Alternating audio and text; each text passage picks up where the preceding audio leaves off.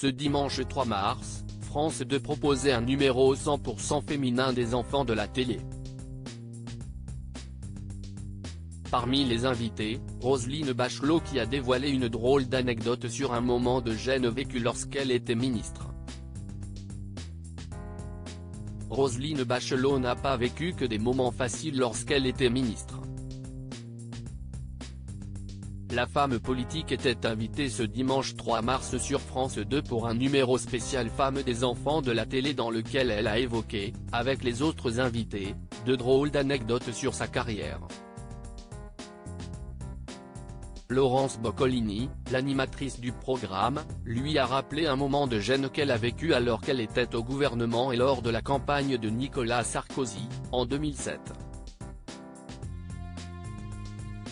Roselyne Bachelot contrainte de se changer en urgence. Laurence Boccolini a tenté de rafraîchir la mémoire de Roselyne Bachelot en lui demandant si elle se souvenait du jour où elle s'est retrouvée en petite culotte devant Sarkozy.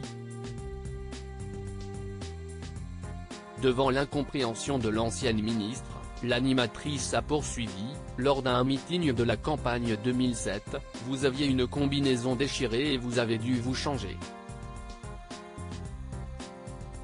Celle qui a passé la meilleure soirée de sa vie en participant au César s'est tout de suite rappelé cette anecdote qu'elle a racontée.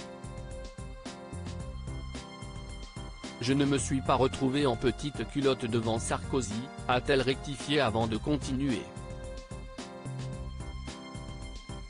Mais si est-il vrai que l'officier de sécurité a dit « Madame la ministre, votre combinaison est déchirée ».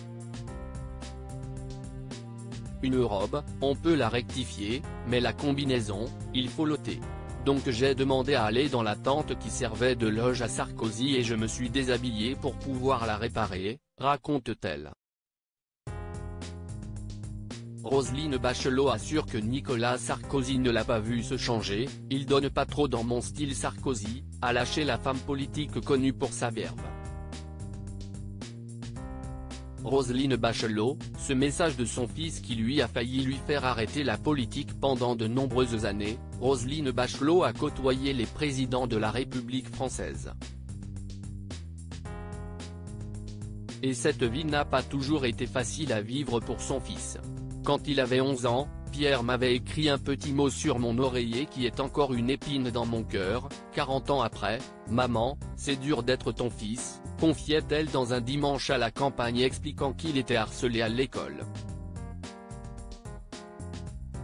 Ce petit mot lui a fait douter sur sa carrière, mais elle a continué et Pierre a même travaillé avec sa mère quelques années plus tard en tant que conseiller parlementaire.